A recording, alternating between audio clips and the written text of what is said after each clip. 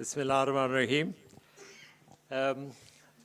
Delighted there are so many of you here, and most of you are deeply interested in the formulation of the Royal Collection and on the history that is a connection between Great Britain today and Pakistan today.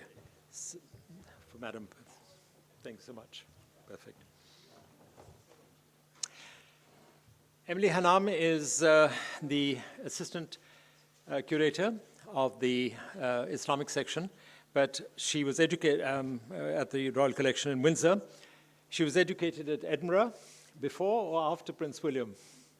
After. He went to St. Andrews. He went to? St. Andrews, right. Oh, it's all the other side of Brighton as far as we're concerned. Okay. And then at Oxford, where although she wanted to be an architect, her family prevailed upon her to become an art historian, to our advantage, perhaps to your disadvantage, but certainly to ours. She joined the Royal Collection in 2014, and she was responsible for the exhibition, of which this is the catalogue, called Eastern Encounters. Unfortunately, copies are not available, but please don't be disheartened. Just book with Liberties, and they'll have them soon enough. But it's a most impressive catalogue of the range of objects, objets d'art, paintings,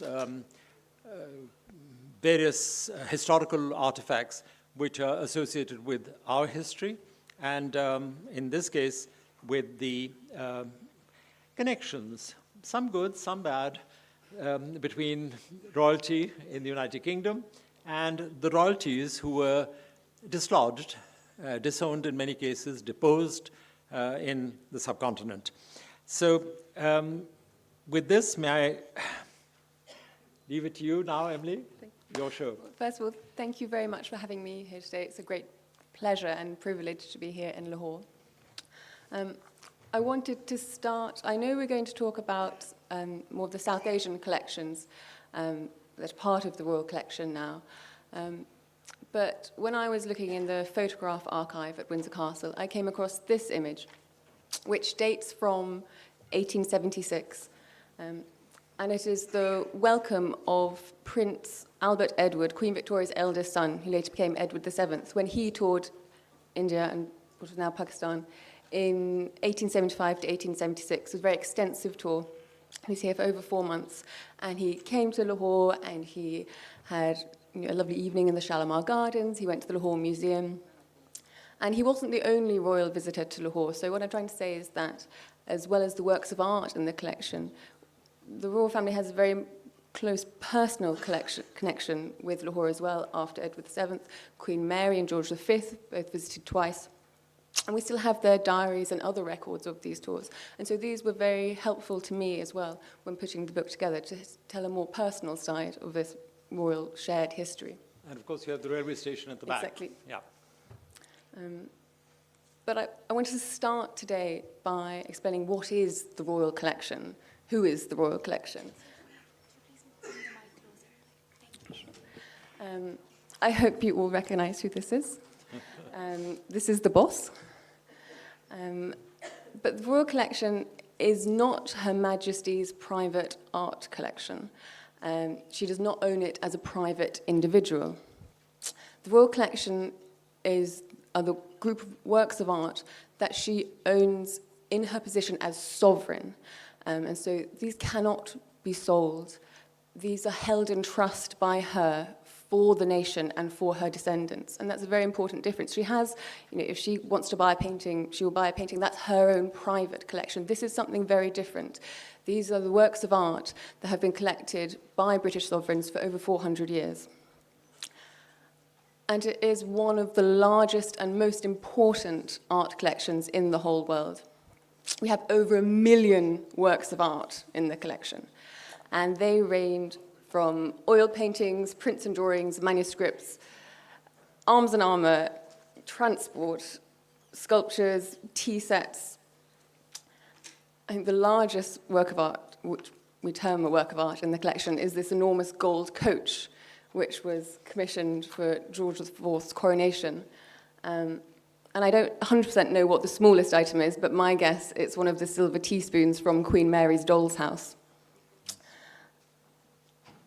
Also, sorry, can you go back? Let's go back. You have the largest Leonardo collection of drawings. We do. We have over 600 Leonardo drawings. And if you're in the UK in the next few months, we have an exhibition in 12 different venues. Each has 12 different Leonardos. And this summer, they'll all come together at the Queen's Gallery in Buckingham Palace for the biggest Leonardo drawings exhibition that's ever been had. But one of the interesting parts of the collection is that it's housed in over 13 different royal venues. So these are either houses or castles in which the royal family currently live, or former royal residences, which are now not owned by the royal estate, but what's called historic royal palaces. But they still house royal works of art in the place where they were originally designed or commissioned to be seen, which is a very rare thing these days. And these are all over the UK, so Northern Ireland, Scotland, England, as I said, over 13 different residences. Could you just mention about Hampton Court, etc., just go back? Because many people may not have seen these particular palaces like Hampton Court, Holyrood House, etc., and Royal Pavilion, Brighton. Exactly, which was George IV's pleasure palace in the south of England. We also have two public galleries, one in London at Buckingham Palace, and the other at the Queen's Gallery is at Holyrood House in Edinburgh. And so, as well as the works on display in the palaces and in the castles, we curate temporary exhibitions for these spaces. Some of these are blockbuster exhibitions like the Leonardo, and we try to rotate it with exhibitions of lesser-known works that haven't been seen in the collection. And we also have a very strong program of loaning works to exhibitions all across the world. It's very rare that you'll go to any big show at the Met or the Louvre and not see some works of art from the Queen's collection. And how did the Queen's Gallery in Buckingham Palace come about? Well, it's been there since the 60s. If you're looking at the palace from the Mall, it's on the left-hand side, and it was the original part of the Queen's Gallery was actually a royal chapel that was bombed during the Blitz, and it was the Prince of Edinburgh's idea in the 1950s that when they were restoring this part of the palace, that it could be a public area for the art collection.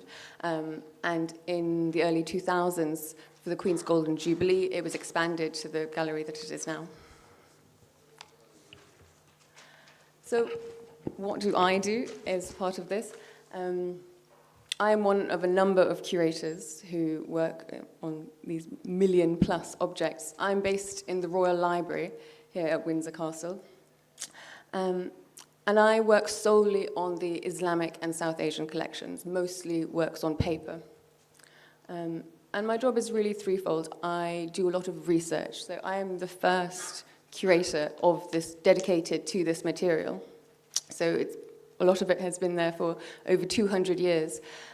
But the Royal Collection is best known for its old master paintings, for its old master drawings, for its Fabergé eggs, for its Sèvres porcelain. This has always been a rather enigmatic part of the collection because there has never been the expertise to work on it. So it's a very exciting position for me to be in.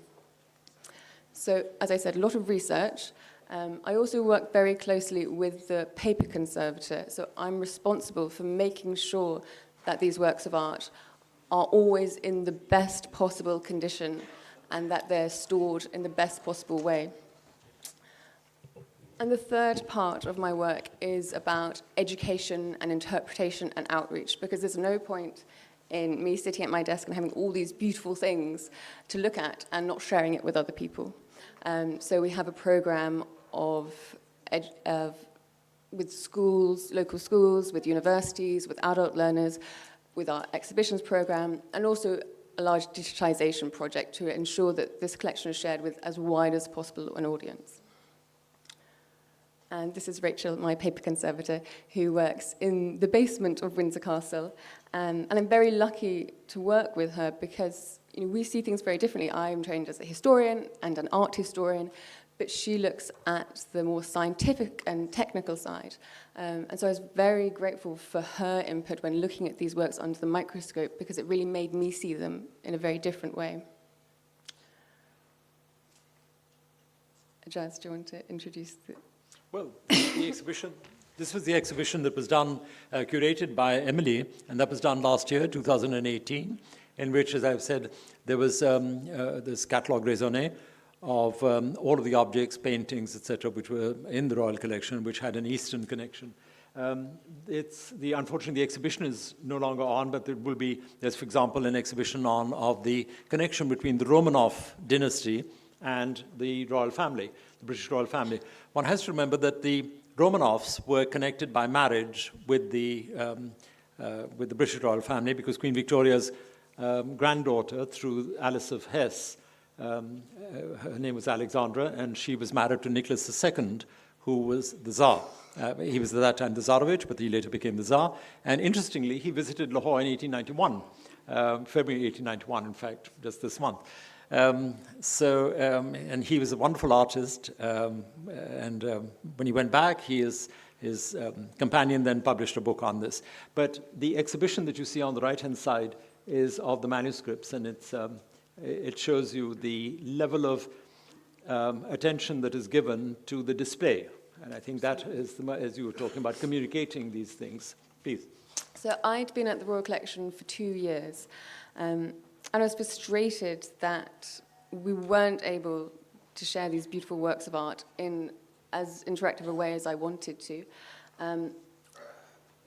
And the other thing I wanted to do was start a rigorous conservation program, because it was very ad hoc. And my paper conservator also works on the old master drawings and on the prints and on the watercolors. And so for me to argue to have her time spent on these precious works of art, it was quite difficult to balance our competing needs. And so the only way that I could really get a solid year program of conserving these works was to argue for an exhibition. So you have that immediate need. And I was very lucky that actually a space became available in the exhibition schedule for only 2 years later. Often for a large exhibition in a public museum, you'll have about 4 or 5 year lead time. 2 years is very little. But we had, I said, the Russian exhibition and a Charles II one, which had been scheduled for 7 or 8 months, and they decided to shorten these 2 exhibitions, so there was this gap, and I jumped on it. And I was very lucky that the Royal Librarian was supportive of this, and so suddenly we had these 2 years to conserve over 100 works of art, to research them, to write the book, and to prepare the exhibition, and you've got to be careful what you wish for. But we did it. And so this was the first ever exhibition of South Asian paintings and manuscripts from the Royal Library's collection, despite it being possibly the greatest collection in the entire world, most of which had never been published, never been exhibited. But for me, a really important aspect of the curation of this show was how we were going to display these works of art. Most of these works on paper were bound into books, and that is how they were originally designed to be seen. And you would open these books and you would look at them very closely and in different lights and share them around and discuss them. And the idea of cutting up the pages and putting them in frames on the wall really distorts how these were meant to be viewed, although for the last 100, 150 years, art dealers have been doing that, and so that is how we are used to seeing them now. And as part of the conservation, these volumes were going to be disbound to allow for conservation on individual pages rather than multiple. It's much easier if you're consolidating paint on a page to work on one page rather than 50 flaky pages. And so I had to have battle with the designers, because these galleries were designed to hang enormous old master paintings in gold frames, so these huge barn-like spaces for these tiny, tiny works. But also, anything like this in the past has always been put in beige mount boards and placed in off-gold frames on the wall, like you would a Western watercolour. I was adamant that we wouldn't do this. So as I said, there's lengthy discussions, and eventually I won. And so we came up with this concept of mounting them in these off-white frames and then framing them in wooden frames of the same color and then place them against these panels of, again, the same color. So the idea is that your eye ignores all the frames and all the mounting, and so you're just looking at the works, and they're set at an angle to imitate the angle that you would be reading them in your hands. But then that makes lighting quite difficult, and so we had an argument with the lighting guy. And this is the Royal Gallery. And this is an Buckingham image Palace. of the first room of the gallery space. And as I think you can also see, the color scheme makes it quite a quiet, contemplative space. It's very calming. So it's almost like a study room rather than being in a grand palace. The other major thing for me was how, in this space, were we going to interpret these works which are very unfamiliar to our traditional Queen's Gallery audiences. And we're lucky that most people who come to the gallery will pick up the multimedia guide. And so we can put videos, we can put audio on that as you're going around the gallery to help interpret the works. But I was aware that, so we recorded interviews with me, films with the paper conservator about her work. But I was also very aware of the limitations of what I can give to an audience as a historian, an art historian. There's so many more ways into these works of art. So I decided to invite various other academics, poets, musicians, artists to give their interpretation of them so that there was a more nuanced, rounded, personal side and other stories coming out of these. Can I just intervene here? What we'll be doing now is, Emily has brilliantly described the formation of the collection. And it, of course, I should add that it was started off from even before Charles I, Henry VIII and Henry VII, etc. So some of the earliest works, Holbein's, etc., were collected by Henry VIII and remained in the royal collection. They were amplified during Charles I's reign. He was a great aesthete. He collected a whole lot of old masters, which then when the Cromwell, oblique, Zia-ul-Haq interregnum came in, the Puritan just got rid of it, and he auctioned many of the pictures. Subsequently, monarchs like Queen Anne, etc., they started rebuilding the collection, and it came to a crescendo during Queen Victoria and Prince Albert's time, when very assiduously they tried to reassemble, recover paintings or works of art or whatever had been dispersed and bring them together back into the... This was then intensified when Queen Mary came in. She was a great hoarder, but she was also a great archivist by instinct. And so she would go around all the major houses of England and spot where there was furniture that had been taken from perhaps Holyrood House or from Windsor Castle, etc., and retrieve that. She was accused of being a kleptomaniac, but that's not really fair. But it was more from the historical point of view. And so what we thought when Emily and I were discussing this was it'd be interesting, having explained to you the origins of the collection and the assembly of the collection, then to perhaps share with you some of the examples, diverse examples, in the collection itself. So the next images that you'll be seeing are individual representative examples of the genre, of each genre which exists in the Royal Collection. Please. Well, these are all works that were on display in the exhibition.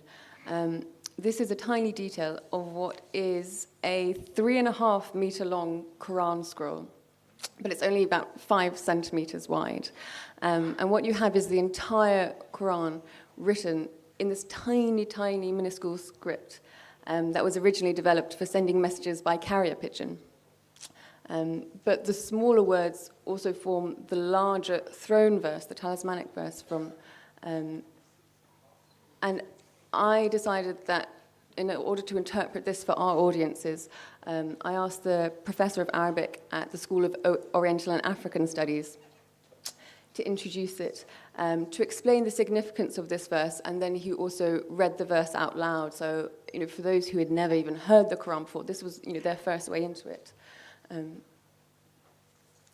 Now, this was another painting that's quite difficult to interpret. It's from the Ragamala genre. This is where poetry, music, and painting overlap. It's Kambhavati Ragini. So this is an early evening autumnal raga. So the painter has tried to evoke this aura of calm as night falls, which is the music evoked in the rag. Can I just, for the audience, because you may not be familiar with this, when Emily refers to the Ragmala, what she means is that the convention was that all musical modes, that meant the rags, were converted into a family. So you had 6 prime rags, Malkans, Deepak, etc., and each one had 5 wives, which were the subordinate melodies. So you had the 6 rags, 30 raganis, and they made up a set of 36. But each rag had its own iconography. So in this case, Kambhavati Ragini, it will always show Brahma being worshipped by a devotee. And you can see that here. There's the fire in front. She's offering the prasad. And he, as the four-headed creator, he sees everything.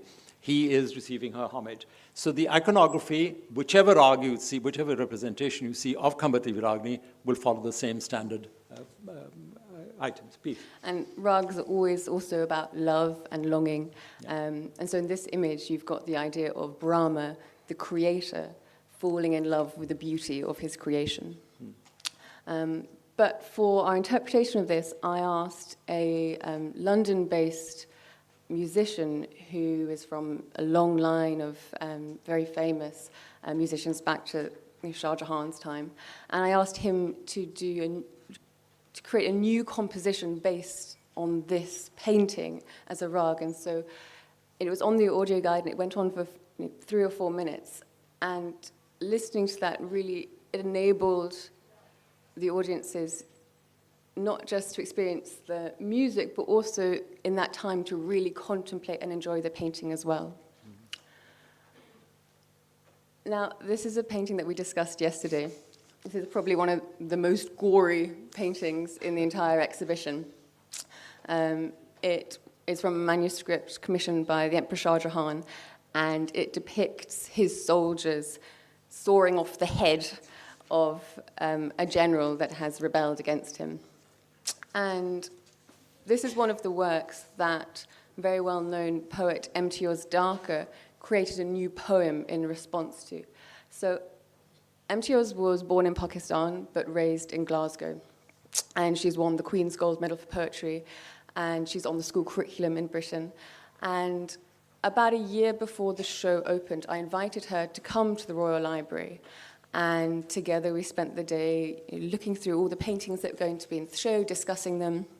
And I sent her an early version of the catalogue, and she went on holiday with the poet laureate Caroline Duffy, and they went to Morocco. And she said that while there, among all the beautiful Islamic gardens and looking at the catalogue and the images, she was, she really felt inspired. And she came back, and the next day I had on my desk 11 amazing new poems in response to her favorite works in the exhibition. And this was one of them. And you can see around the severed heads in this painting are tiny, tiny flies. And when you look at these under 100 times magnification, you can see that they've got little drops of blood in their bellies from sucking the blood of these heads. And Imtiaz and I had fun looking at this. And so she has written a whole poem about this painting from the point of view of one of the flies. And again, as she reads the poem, it really allows the viewer to really explore the painting in so much more detail than they would if they were just on their own and passing. And she was able to bring us a completely different side of the story in these paintings. And so I think it really, so this is Imtiaz here. The very first event that we held in the exhibition, because we have a long program of education events, was Imtiaz reading aloud her poems in the space, as well as some of her other works. And it was a really, really powerful evening.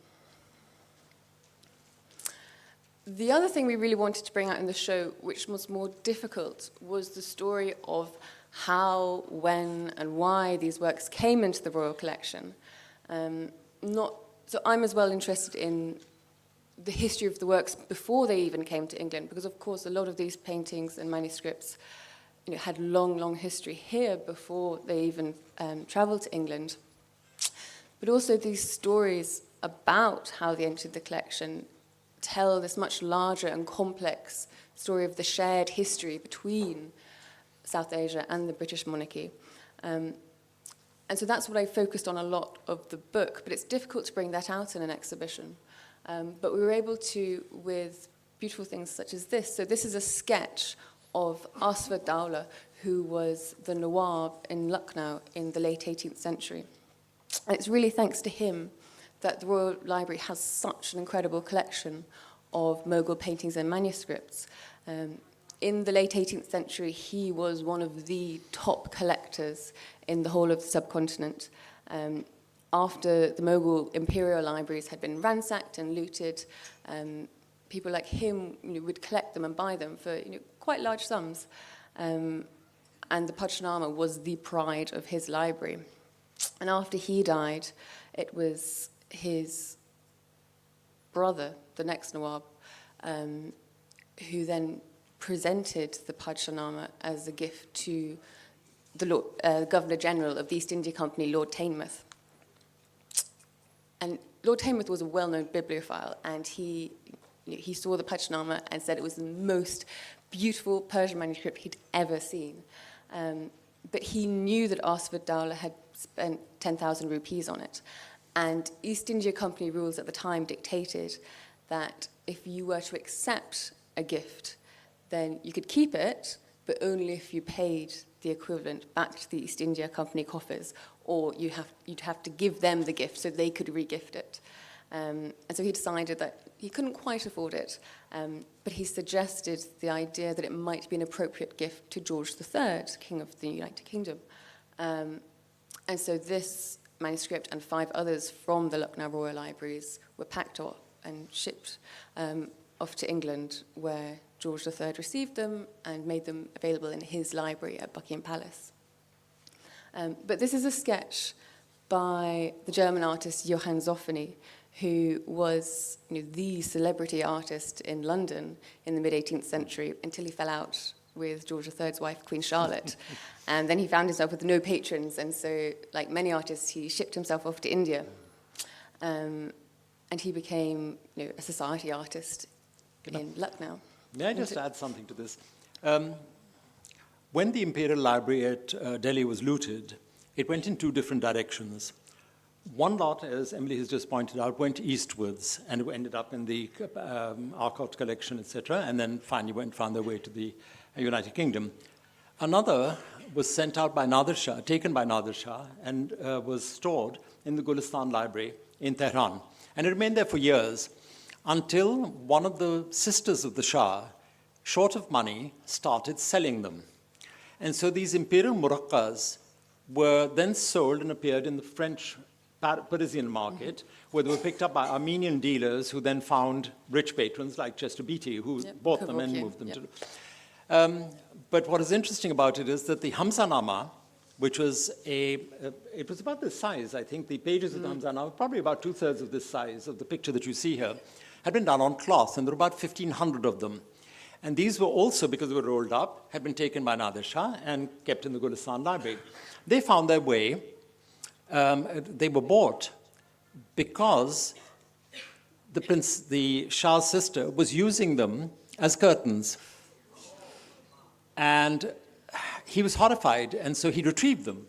Am I right? And so the Hamzanama, the bulk of them are either in the museum, Museum Kunsthistorische in Vienna, or in the V&A, and some in the British Museum, of course. You don't have any. No. Oh, well. Please, carry on now. I thought I'd just explain this east-west movement of the dispersal of what was the imperial collection in Delhi. And of course, a lot of it was lost. Of course, yes, destroyed. Now, this was one of my favorite works of art in the show, though sadly it usually hangs in a wall behind my desk, and so I did miss it when the exhibition was on.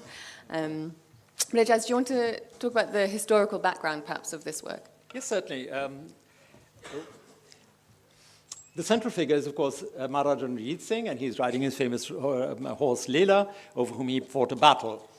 But this painting was done by a man called Imam Bakhsh Lahori, and he was one of the most famous of the local painters.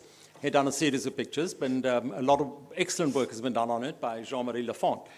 He was later employed by General Court and General Allard, who were French generals at the court of Maharaja Ranjit Singh. The background to this picture is that in 1838, Lord Auckland, who was the Governor-General, came with his sister, Emily Eden, who was a very skilled artist. As a gift, they gave a portrait of Queen Victoria, done by Sir William Hayter, and it was given of her in her coronation robes and was given to Maharaja Ranjit Singh, who, of course, peered at it with his single eye, and he wanted to know what the orb was and what the scepter was, etc. And as Miss Emily Eden remarks, he seemed to think she was sort of one class, one notch above a dancing girl. Anyway, the frame was made for the painting in Calcutta, and it was so heavy that it required 2 people to deliver it. Anyway, subsequently, in 1843, Lord Ellenborough comes to the Punjab, and he asks to have a darbar with Maharaja Sher Singh, who was Ranjit Singh's successor. Through some mismanagement, Leonard Singh Majetia, who was supposed to call on the Governor-General, didn't turn up. So the Governor-General was cooling his heels for 2 hours. Incensed at this, he demanded a formal apology. So they were going to send Raja Dehan Singh. He said no, who was the vizier. He said, I want somebody more senior. So then this boy, Pratap Singh, who was the Kanwar, the heir apparent, he and Fakir Aijazuddin, my ancestor, were both sent to apologize to the Governor-General. And with them was this gift. I have a feeling, because when Saltykov came in 1842 and saw the Toshakhana, he saw the picture by Emily Eden, but he didn't see the frame. So I have a feeling the frame was recycled, the gold, because it was so heavy, it had been recycled and converted into this frame, which was then delivered to Lord Ellenborough, who then sent it to Her Majesty Queen Victoria. So that is the background to this particular picture. And an addendum is that when Maharaja Sher Singh sent Fakir Aijazuddin, Lord Ellenborough was so taken up by this that he said he's a true friend of both the British and the Sikhs. And when he returned to Lahore, he was granted a Jageer by Maharaja Sher Singh for creating, re-establishing connections between the two. But that's the background, historical background to this picture. Please. The relationship between the royal family and Ranjit Singh went back even further. When William IV, Queen Victoria's uncle, was on the throne, the East India Company asked him if gifts could be sent on his behalf to Ranjit Singh, and they really wanted to use that as an excuse for doing a survey of the area, checking it out.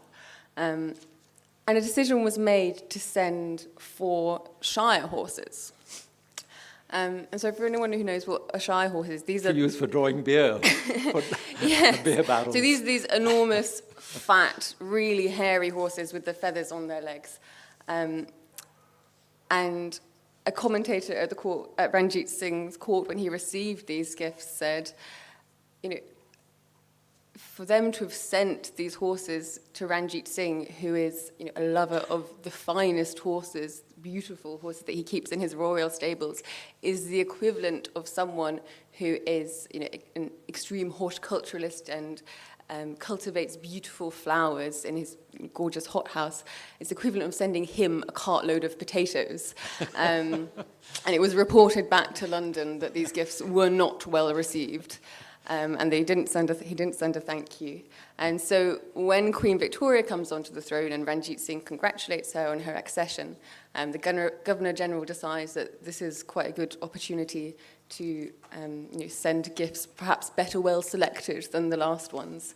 And so a French general who was based at Ranjit Singh's court at this time was actually in London on an arms trading deal.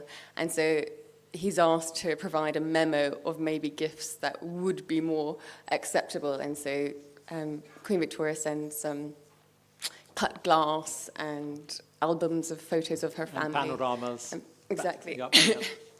But this gift was actually sent in 1841 by Ranjit Singh's son, Sher Singh, to Queen Victoria as a congratulations on the birth of her first son. So it's interesting, so it wasn't sent by Ranjit Singh, it was sent by his son, Sher Singh. And who was an Anglophile, by the way. Absolutely. Total. Yeah. But Emily Eden's description of Ranjit Singh is quite interesting to compare to this, because obviously Ranjit Singh was blind in one eye, he was paralyzed along one side of his body. But in her diary, she describes that when he mounted his horse, his whole spirit was transformed, and suddenly he became this really, I don't know how you would describe it. He became one with the horse. Exactly. And so it's interesting that is how Imam Baksh Lahori chose to portray him as this warrior figure on horseback. With a nimbus. Exactly. So you have a lot of the old Mughal iconography in this image. Now this is let's go back. Ranjit Singh dies in 1839. His elder son and grandson died in November 1840, a year later. In 1843, Sher Singh, the donor of this particular painting, is assassinated at Shah Bilawal, just behind the UET, University of Engineering and Technology. And suddenly the throne is up for grabs, and this young child, Dalip Singh, becomes the Maharaja. Now,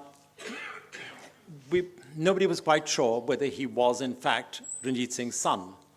And because Ranjit Singh, as Emily's just mentioned, he was half paralyzed, in any case, he beyond it. His mother was a very attractive lady who lived on the periphery of the court, and it was rumored that Dalip Singh was somebody else's son. But he was accepted. He's not described as his natural son. He's now described as the accepted son. And the argument was that the British felt, when they were asked, why do you acknowledge him as the Maharaja? And they said, well, if he's accepted by the Sikhs as the Maharaja, then who are we to contest this? The British then, with the first Sikh war in 1845-46, enter Lahore. They then appoint Sir Henry Lawrence as the resident, who sits with Dalip Singh. And Dalip Singh is then formally, not only had been removed from the throne, but reinstated on the throne at the Lahore fort. So the next picture that you see will be the procession of Lord Harding, Sir Henry Harding, and this is done by his son. The watercolor is done by the son, Charles Harding. And you see Dalip Singh sitting in the howdah, being taken past the Badshai Masjid through the fort for reinstatement. Please. This wasn't actually in the exhibition, and it's testament to the fact that I continue to open drawers and find amazing things that haven't been catalogued and haven't been seen before. But this is a watercolor that was sent to Queen Victoria shortly after it was painted by Charles Harding, who's the son, who's ACD to his father. And we also in the collection have the lithograph prints that were also collected by Queen Victoria. And so this is the lithograph image of this watercolor. If I go back, you can see, when we think of prints, we always assume that they're good versions of the image, but actually you can see just how much Photoshop has been done to this.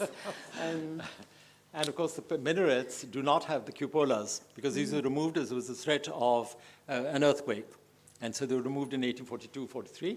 And it was from these minarets that they were shooting during the interregnum. They were shooting into the Lahore fort. At one point, when the British took over, soldiers were then prohibited from climbing because the ladies in the harem objected to the fact that these British soldiers would climb up the minarets and peer at them through telescopes. Please. Now, in the exhibition, we had the Ranjit Singh portrait directly above this watercolor sketch. So this is a sketch of Dalip Singh that was made by Queen Victoria herself. On Dalip Singh's first day, his first visit to Osborne House, Queen Victoria's holiday home on the Isle of Wight. And she writes in her diary that he played so beautifully with her children. So here he is dressing up one of her sons. This is Prince Alfred. Yes. That's right, later the Duke of Connaught. And well, we have to explain that Dalip Singh, once he was removed, he was then sent to Fatehgarh, and then in 1850 he converted to Christianity and was then taken to England in 1854. Queen Victoria regarded him as one of the prime examples of the benefits of converting Indian royals to Christianity. And so she was hoping very much that he would marry a Kurd princess called Princess Gurama, Victoria Gurama, she was named. And he remained a great favorite for Queen Victoria's because, as she put it, and she had a weakness, for the subcontinent, there's no doubt about it. She loved India, even though she never visited it, but she loved India. And most importantly, she loved Indians, unusually for her time. And in this, the remark that she makes is, when they ask her why she's spending so much time doting over Dalip Singh, she says that I must understand his sensitivities because at one point he ruled a kingdom larger than my own. And that's when you realize that, in fact, the Punjab, over which Ranjit Singh left for his successors, was larger than the United Kingdom. absolutely. Please. But from a more personal point of view, she often annotated all of her sketches and, with the names of the sitter, of the person she was depicting.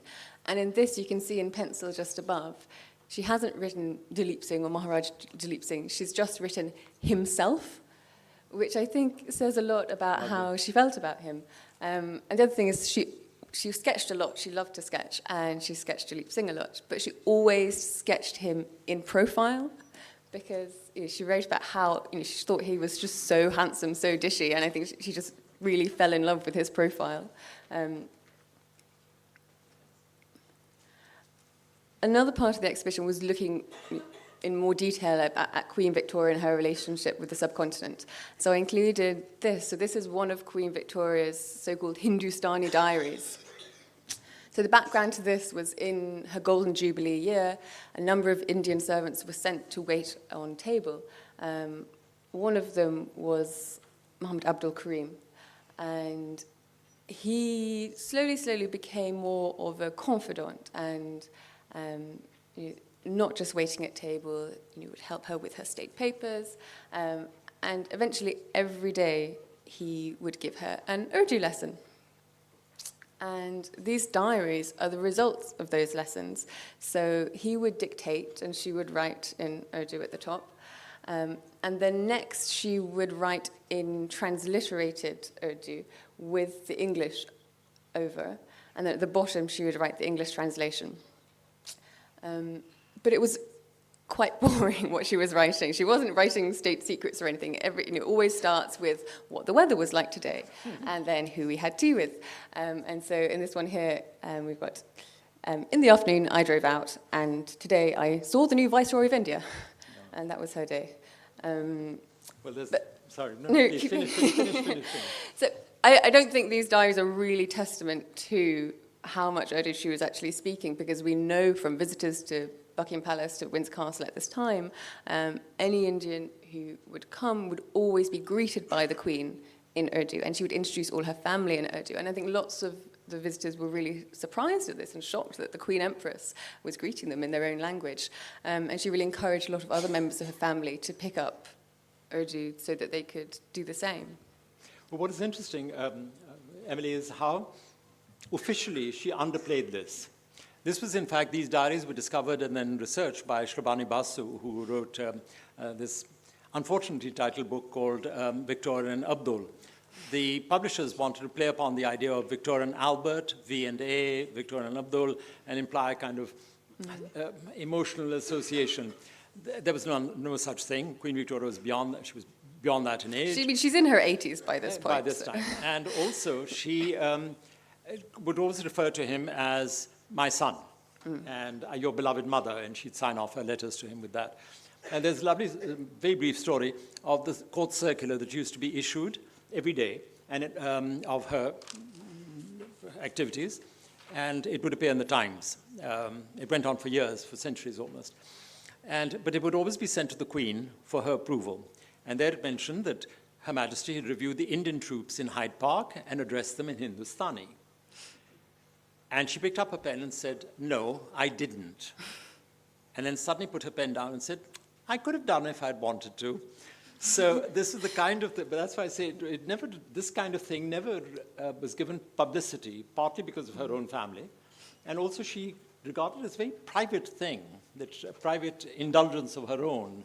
For her, this was her personal connection to this country that she knew she would never be able to go and see.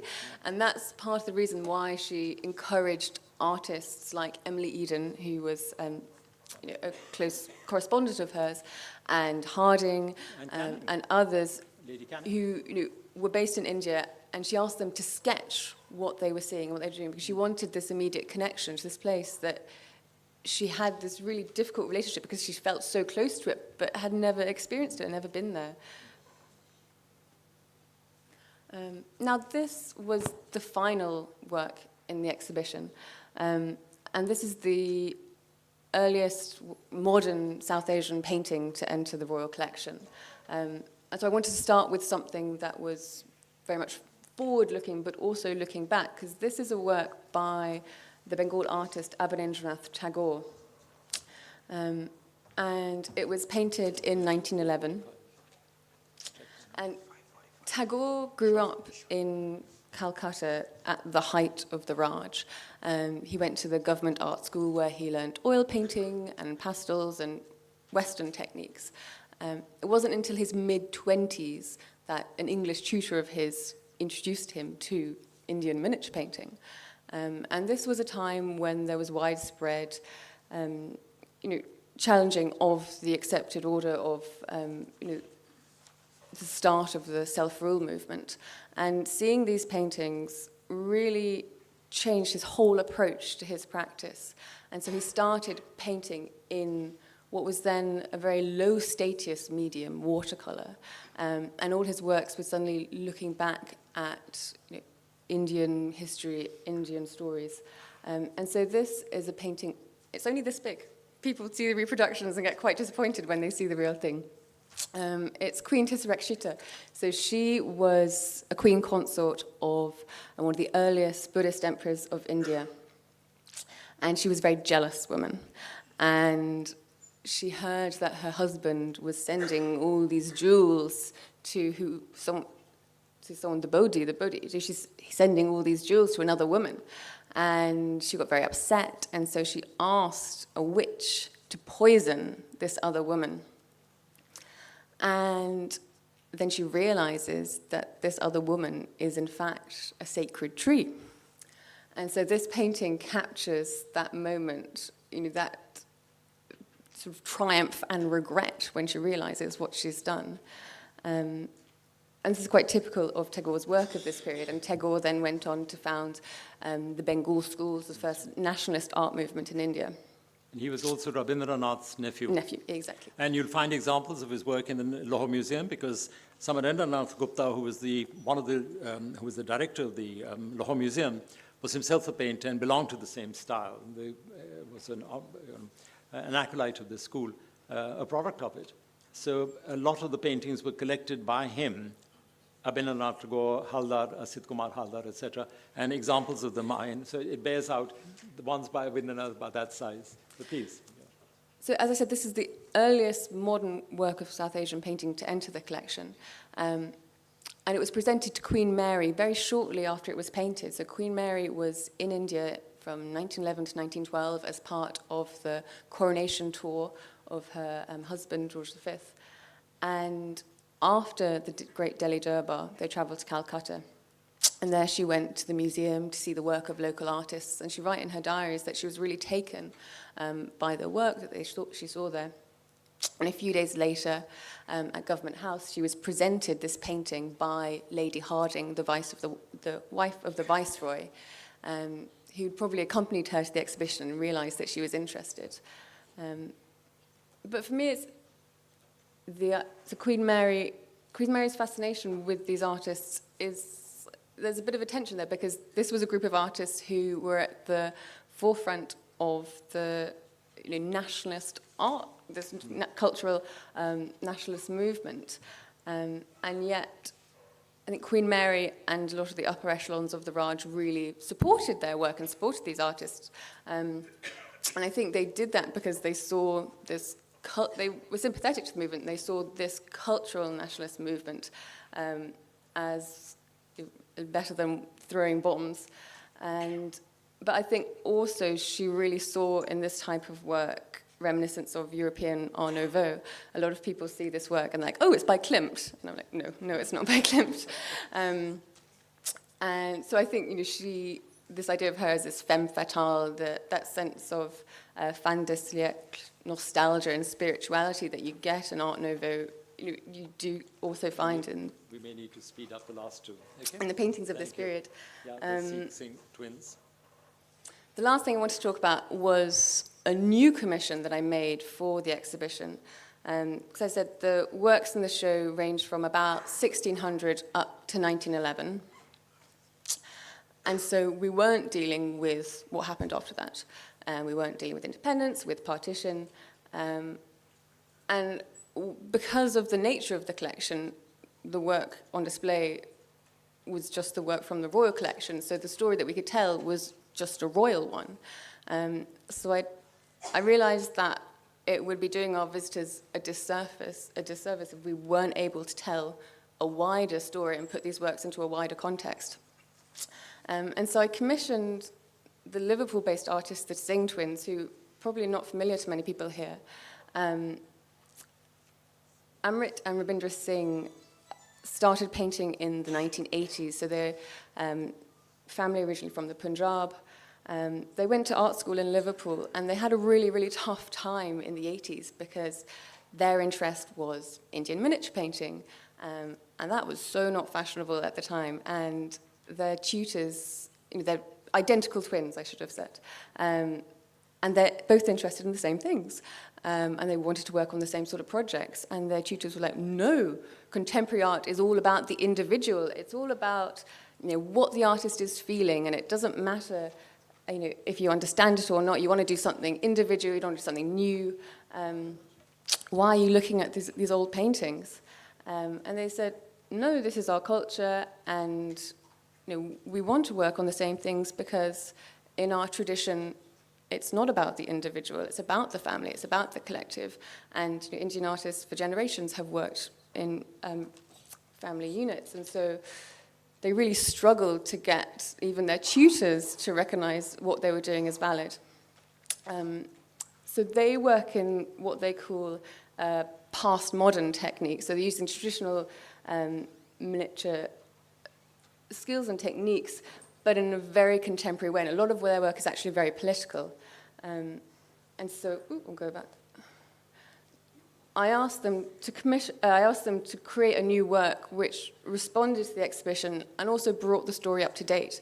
And so now they're actually working, rather than in painting, on more digital art. And so what they created for us is a mixture of painted images that had then been scanned into the computer, printed images that they'd taken from other sources, and digitally created images. And these are printed on fabric and then backlit to produce these light boxes. And this triptych is essentially a timeline of the relationship between Britain and South Asia from 1600, when Elizabeth I first granted the East India Company a royal charter to trade with India, right up to the present day. And I'm not going to go into too much detail about it now, but it's on our website and you can explore it with hotspots. But this was really important to me because this was the focus around a lot of our educational programs with schools before they went into the exhibition, to give them that extra bit of context. They talk about the nasty side that I couldn't go into because of the limitations of what I was working with. And for me, that was very important. I just want to finish by saying that the exhibition, even though it's closed in London in the summer, will travel to the Queen's Gallery at Holyrood House in Edinburgh this time next year. So if you are in the UK, please do visit. Wonderful. Thank you. Time for questions. Any questions? Sorry? Oh, yes, please. Yeah. Hi. Hello. Thank you very much. This was really nice. And I have to say, I was lucky enough to be in London this past summer, and I saw the exhibition. It was absolutely breathtakingly beautiful. I just had one question, because I was most fascinated with one particular book, which had scenes from Chand Bibi hunting. Yes. And I was extremely, because I've never seen anything that detailed of a female Yeah. on a hunt. There are those couple of images of Noor Jahan that we are familiar with, but never that. So I'd just like to know a little more about the whole history around that particular. Yeah, so that, we have an album in the collection with these extraordinary, beautiful painted lacquer covers. It's very rare for Mughal albums to survive intact with their original covers. And this particular album dates to the Muhammad Shah period, so early 18th century, which is, in terms of literary and cultural history, has been really ignored, and this was a really vibrant time where there's a lot, imperial manuscripts and books at this time, there's a shift from these grand imperial historical narratives and classical Persian texts to more contemporary literature, and that's where those paintings come in, because they're much more related to more vernacular illustrations of texts. Any other questions? Okay, we've got, very quickly. The way I look at these crafts and the crafts of making miniature and these paintings, for me, is they are very historical and very cultural and related to the culture. And on the other side, curating this artwork is a kind of contemporary project. So my question is that how do you rate this project in historical aspects of these paintings, especially these miniatures? Okay, why don't you ask that question afterwards? Emily will be available. She charges extra for consultations. Okay. Unless there are any other questions, we've still got, I think it would be, I'd just like to sum up by saying that, just amplifying what Emily had said, there are three aspects to the royal collections. One is the Crown collection, which is the one that Emily is responsible. One is the collection of the state as such. There's Her Majesty's personal collection, for example, and those are things that she buys, her jewelry, various things. Then there is the Crown property, and then there is the state property, and the state property is the one which is in the British Library, etc. So we have, for example, the Badshahnama, which has come through Arcot, etc., into the Royal Collection. But we also have the Darashikoh album, which was prepared by Darashikoh for his wife Nadra Begum, which found its way to the British Library through the India office. So you have these two repositories of one, the responsibility of the Crown per se, and the second, the responsibility of the state, both of whom are doing a wonderful job. British Library, etc., had been slightly in advance because they were, of course, better funded in terms of propagation of the material that they had, preservation, accessibility, etc., and they had the means, the infrastructure to be able to do it. I've been the personal beneficiary because I wrote to the Royal Library and asked to see Lady Canning's in connection with the book I was researching on her work, tours in India. And I was taken to the Round Tower, and I had to walk up 100 steps, and there at the top, they brought out the letters that Lady Canning had sent to Queen Victoria. And the person during the break, lunch break, who was sitting opposite me, and I said, "What are you researching on?" And he said, "Oh, the relationship between Charles II and the Portuguese, because he was white Portuguese, on trade concessions." And I thought, brilliant, you know. There they had the papers that related to Charles II's reign available to scholars. That, in a sense, I'd like to end with a compliment to Her Majesty the Queen and all her forebears, starting from Charles I onwards and the Tudors, who had the wit to collect all this material, to protect it, to preserve it, and now, through the efforts of scholars like Emily, to make it available to the public.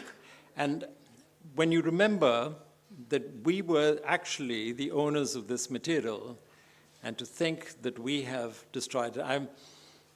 I wrote an adage once, you know the one of those who forget history are condemned to relive it. I've adapted that. Those who neglect their history are condemned to forfeit it. And we're particularly fortunate that we have Emily, on behalf of the Queen, being able to share with us our own heritage. So thank you, Emily, for everything that you've done. And thank you for the presentation.